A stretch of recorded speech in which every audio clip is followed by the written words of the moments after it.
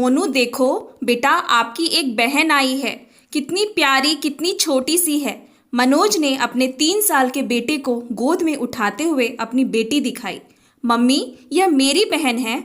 हाँ बेटा, यह तुम्हारी छोटी सी प्यारी बहन है जिसके साथ तुम खेला करोगे, साधना ने मोनू को समझाते हुए कहा। ऐसे छू लूं क्या मम्मी? नहीं नहीं, यह बहुत छोटी है, इसके चोट लग जाएगी। मोनू बार बार छूना चाहता। मनोज ने भी मोनू को नीचे उतार कर कहा, वहां कुर्सी पर जाकर बैठ जाओ, तुम बार बार छूते हो। मोनू धीरे धीरे पीछे बैठ गया और मनोज और साधना बेटी के साथ उसके काम में व्यस्त हो गए।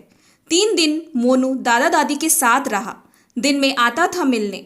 4 दिन बाद हॉस्पिटल से छुट्टी मिल गई थी और घर भी आ गए। रात को मोनू साधना के पास सोने की जिद करने लगा, पर साधना ने उसे समझाया कि बेटा, आपकी बहन को मेरी ज़रूरत है। अभी मैं उसको अलग नहीं सुला सकती। आप पापा के पास जाकर सो जाओ। मनोज के पास मोनू गया।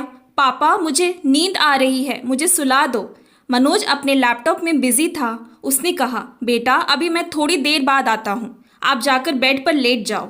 मोनू बैठे बैठे पापा का इंतज़ार करता रहा और मनोज लैपटॉप में बिजी और मोनू न जाने कब सो गया। ऐसे ही कुछ दिन बाद मोनू ने धीरे से अपनी बहन के पास उसके हाथ छूने लगा। साधना ने हाथ झटके से हटाते हुए कहा, मना किया है ना हाथ से छूने को। मोनू सहम गया और दूर जाके खड़ा हो गया और आंखों में आंसू लिए सबको देखता रहा। दादी ने महसूस किया और उसे अपने साथ ले गई। साधना और मनोज को ही याद ही नहीं रहा कि छोटी बच्ची के आने की खुशी में वह मोनू को नज़रअंदाज करते जा रहे हैं। बच्ची बड़ी हो रही थी। उसके रोने की आवाज़ सुनकर मनोज भाग आया। क्या हुआ परी, क्या हुआ? मुझे यह बॉल चाहिए। मोनू, बहन को खिलौना दे दो।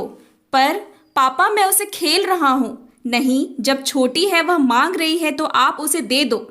मोनू ने धीरे धीरे हाथ आगे करके पकड़ा दी और आंखों में पानी लिए अलग कमरे में चला गया।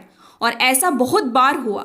दादा दादी के पास शिकायत की, दोनों ने प्यार से समझा दिया और अलग से साधना मनोज को समझाया, मोनू पर भी ध्यान दो, पर दोनों अपनी व्यस्तता का बहाना बना लेते। यह अक्सर उसके साथ हो रहा था। जब भी परी कुछ मांगती या कुछ तो उसे छोटी है कुछ न समझा सकने की वजह से मोनू को डांट पड़ जाती थी। या मोनू कहता कि मम्मी, आज आप अपने हाथ से खाना खिला दो, तो कहती, अब तुम बड़े हो गए हो ना, मुझे परी को खाना खिलाना है, इसलिए तुम धीरे धीरे अपना खाओ, या दादी खिला देंगी। अब मोनू को यह महसूस होने लगा था कि कोई मुझे प्यार नहीं करता, कोई मेरे पास होता नहीं, कोई मुझे अपने हाथ से खाना नहीं खिलाता और सब मुझे डांटते हैं। उसके मन में यह विचार आने पर वह परी की तरफ चिड़चिड़ाने लगा था।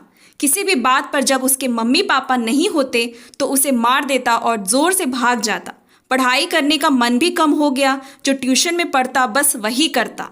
मनोज ऑफिस के काम में व्यस्त रहता, साधना परी की देखभाल में। कभी कोई मेहमान आते तो साधना बोलती, परी बड़े होकर मोनू से होशियार रहेगी। ऐसा सुनकर मोनू को अंदर अंदर गुस्सा आता परी पर।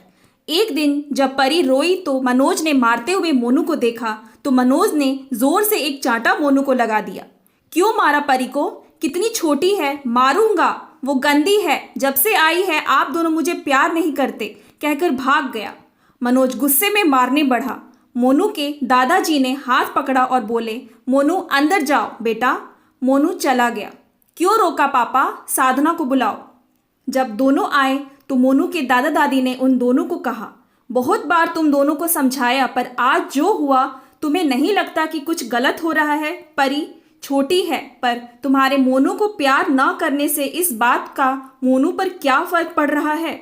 समझदारी यह है कि अगर परी छोटी है तो थोड़े थोड़े काम बांट लिया जाए। अगर साधना परी को सुला रही है तो मनोज मोनू को खिला सकता है। जब से परी आई है तुम सारा ध्यान दोनों परी में ही लगा देते हो। साधना, तुम परी सो रही है तो क्या कुछ मिनट मोनू के पास नहीं जा सकती?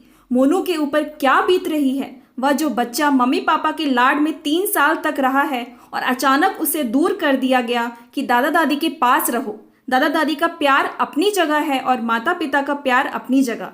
कहीं कहीं उसे माता और पिता दोनों की ज़रूरत पड़ती है।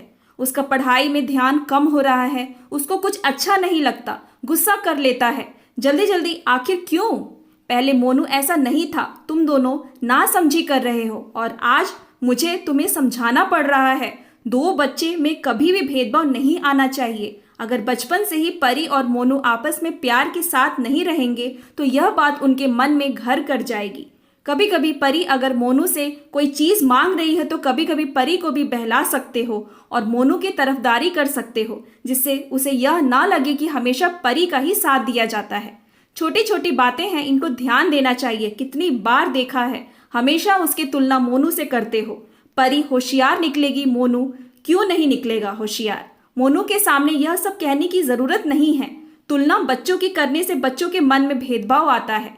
बहुत लोगों को देखा है, काला गोरा रंग, पढ़ाई में, हर चीज में दो बच्चों की तुलना कर देते हैं, जो कि कभी नहीं करना चाहिए। मनोविज्ञान के तौर पर बच्चे का मानसिक स्तर बहुत कमजोर होता है, इसीलिए मुझे लग रहा है कि तुम्हें अब यह बात समझ में आ गई होगी।